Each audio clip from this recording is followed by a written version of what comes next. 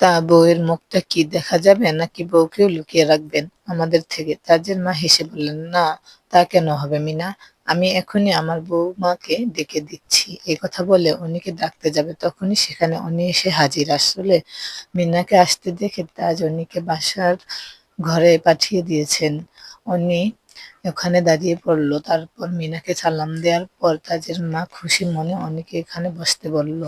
অনিকে দেখার সাথে সাথে মিনা চেঁচিয়ে উঠল, আরে অনি যে! আমি আগেই সন্দেহ করেছিলাম এই দুইটার মধ্যে কিছু চলছে। আন্টিকে বলতে চেয়েছিলাম, আন্টি বিশ্বাস করবে না ভেবে বলিনি। আর তাহলে আমার ধারণাটা ঠিক ছিল। কথাগুলো শুনে বোঝা যাচ্ছিল যে অনিকে তাদের বউ হিসেবে দেখতে পেয়ে উনি যেন ভীষণ খুশি হয়েছে। তারপর আবোল তাবোল গল্প শুরু করে দিল। মিনা তার কোনো আত্মীয়র লাভ ম্যারেজ করেছে, তাদের পরিণতি কি হয়েছে, আরো অনেক কিছু। তাজের মা যখন বুঝতে পারল যে মিনা যাওয়ার নাম নিচ্ছে না, তখন তিনি বললেন, মিনা, ডিনার করে যেও। বসো, আমি সব রেডি করছি। আমাদের এখনো ডিনার হয়নি, একসাথে করা যাবে।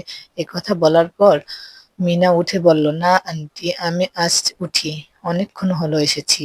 ওদিকে আমার বাসায় কি হচ্ছে কে জানে, কাল আবার আসবো নে। বলেই মিনা চলে গেল। তাজের মা অনিকে নিয়ে ওনার মেয়ে আফিয়ার ঘরে গেলেন। তারপর ওর একটা ড্রেস অনিকে দিয়ে বলল, যাও এসব চেঞ্জ করে নাও। তাজওয়ারকে বলল, কাল থেকেও তোমাকে শপিং করাতে নিয়ে যেতে, এখনকার মতো এটা পরে নাও। অনেক কি বলবো বুঝতে পারছিল না, তাই চুপ করে ড্রেসটা নিয়ে নিল। তাজের মা বলল, আমি খাবার রেডি করছি, তুমি তাজকে নিয়ে খাবার খেতে আসো। আমি এখন কিচ্ছু খাবো না। আসলে অনেকে থামিয়ে দিয়ে তাজের মা বলল, রাতে না খেয়ে থাকতে হয় না, একটু কিছু হলে মুখে দিবে। উনি নিজের রুমে চলে এলো, দেখলো সেখানে তাজ নেই। ওহিকে ফোন করলো, ওহি ফোন ধরে কান্না করে দিল। তারপর বলল, আপু তুই ঠিক আছিস? তোর জন্য আমার খুব খারাপ লাগছে, বাবাও খুব চিন্তা করছেন। অনি ওহিকে শান্ত করে বলল, বাবাকে বল আমাকে নিয়ে চিন্তা না করতে, আমি এখানে ভালোই আছি। তাজের মাকে আমি যতটা খারাপ ভাবতাম উনি ততটাও খারাপ নয়। বাবা কিছু খেয়েছে?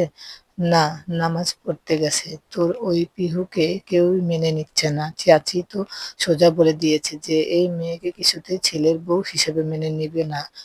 চাচাও ভীষণ জেগে আছে, কেউ তো ওর সাথে কথাই বলছে না। ইমতিয়াজ ভাইয়াকে না আমার খুন করতে মন চাচ্ছে। তোর সাথে এমনটা করতে পারলেও আমি হলে ওনাকে খুন করে দরকার হয় জেলে যেতাম। পাগলি কোথাকার, এসব নিয়ে তোকে ভাবতে হবে না। তুই শুধু বাবার খেয়াল রাখবি। আর হ্যাঁ, নিজের খেয়ালটা এখন থেকে তোকেই রাখতে হবে।